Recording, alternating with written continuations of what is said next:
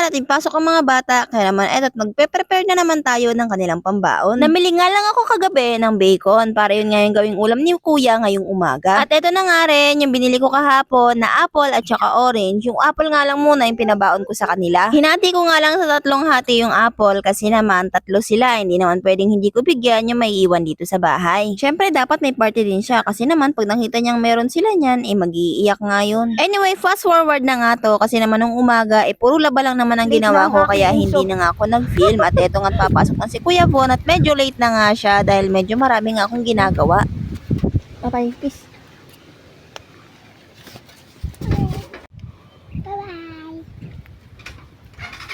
Si Bunso naman matapos kong liguan at bihisan ay diniretso ko na nga rin muna dito kila mama para dito siya matulog kasi magliligpit pa ako sa bahay. Anyway, eto nga pala yung rason kung bakit medyo nalilate na si Kuya Von. Galing pa nga kasi kami ng barangay para kunin nga ito. Yung video kasi na to ay nung kasagsagan pa nung kakatapos lang ng bagyong Butchoy at Karina. Napakalaking bagay nga rin ito kasi kahit papano ay medyo nakakatipid-tipid kami. Lalo tingnan nyo ang daming dilata, diba? Kung bibilhin mo yan sa grocery, papagastos ka na rin ng bonggang-bongga. Tapos may 2 balot na bigas pa, tapos may mga kape. O, diba? Napakalaking bagay na kaysa naman bibilihin mo pa yan sa mga tindahan. Nilipat ko nga lang siya sa isang lalagyan para man mas presentable siya at mas madaling hanapin kasi naman yung karton may paggagamitan nga ako.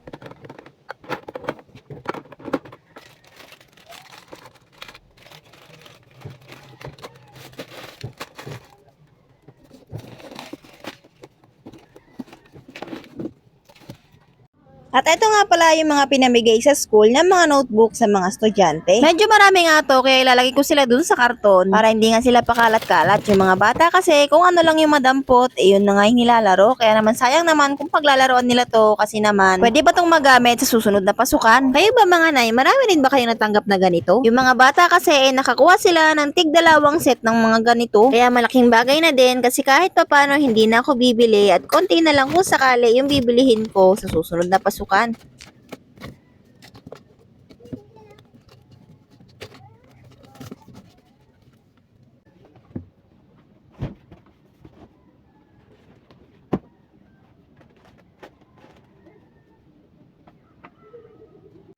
Pinatong ko nga lang din dito sa ibabaw ng lamesa yung aking mga dilata. Tapos nilagay ko na rin sa aking bigasan yung mga bigas na nakuha ko. Sumakto nga kasi naman kukuha na sana ako ng bigas sa aking amo. Pero dahil pamigay ng ganito ilang araw muna kung hindi kukuha. O diba kahit pa paano nakatipid. Natatawa nga ako habang bino-voice over ko to kasi naiisip ko na idumi ko na lahat-lahat yung mga kinain ko rito. Ngayon ko nga pa nga lang siya nabo-voice over. Kita niya umuwi na nga si Kuya Enzo at may dala-dala na naman nga siyang envelope na may lamang mga notebook. Uy! May star ka? Ay, hindi. Very good. Kahapon may star. Anong ginawa mo? Bakit ka nagkaroon yan? Ah. Nagkano ako. Nagsulat. Nagsulat ka? Ano sinulat mo? Tingin. Pahiga. Pahiga. Ay, ang galing ah. Dumating na nga rin pala yung in-order kong baonan para naman kay Kuya Von. Dumating na din yung baonan ni Kuya Von na in-order ko. Yung kagabi ay iba na gamit na niya.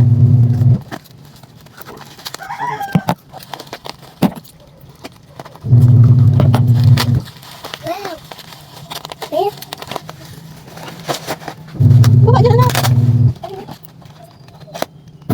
Sa akin. Hindi. Ha? Uy, ay, ay, ay. Kasi kaya ko naman ako. Wow! Dino! Dino! Dino! Dino! Dino! Rara! Go, Lindsay! Dino! Ano kaya ito na? Ito! Nagain tubig! Lagyan ng tubig. Okay. Kaya ko lang ganyan. Oh, pwede siyang ano, ay, ang galing. Pwede siyang tunggain ng ganon. Galing mo lang siya dito. Tapos pwede dito. Ay, ang galing. Oh, tapos may ganun siya. Straw. Mama! Oh, straw yan, Kuya. Oo. Ano nawakan mo ito?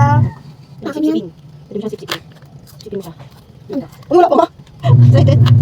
Yan, yan. Tapos ito. Dito siya. Wow. Magpagito ba? Dito.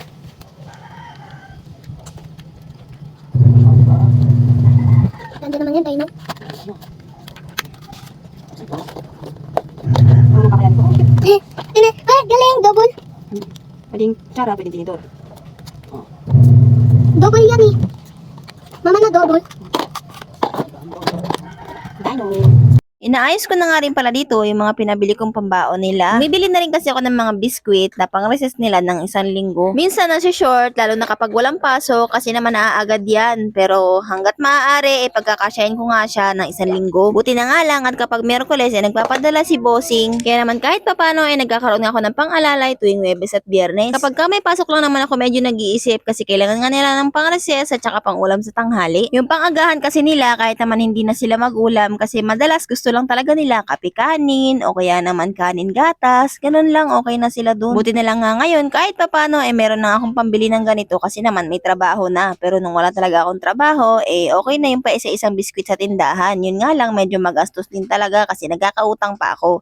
Hindi katulad ngayon na kahit papano hindi na ako nakakautang sa tindahan at nababawasan ko na rin yung mga atraso ko. Ngayon nga rin hindi na palaging kape yung aking binibili. Gustuhin ko man ng kape, naglalagay na nga lang ako ng stock dito sa bahay. Ang madalas ko nang bilhin itong gatas at saka Milo para sa mga bata. Medyo pricey din kasi talaga to kaya naman kapag ka may pera talaga naman sinasamantala kong bumili na. At nung matapos nga akong magayos, ito namang mga damit ay sinabit ko na rin dito sa loob para hindi na masyadong madumihan. Yun ay yung mga nauna ko nang nalaban at natuyo na. Ito nga nagsasampay pa ako uli kasi habang nagsasampay ako nito naglalaba pa rin ako. Day off ko nga ngayon, di ba? At dahil day off, samantalahin nga yung labahan. Kala nyo tapos na ako kasi nagsasampay na ako pero hindi pa. Meron pa ako mga nakalagay dyan sa washing at pinapaikot ko. Bukas ko naman yan babanlawan. Inabot na nga rin ako ng gabi sa paglalaba pero kahit ganon kailangan ko pa nga rin matapos to at mabawasan yung aking mga tambak na labada. Diyos mio, halos hindi na talaga matapos-tapos to.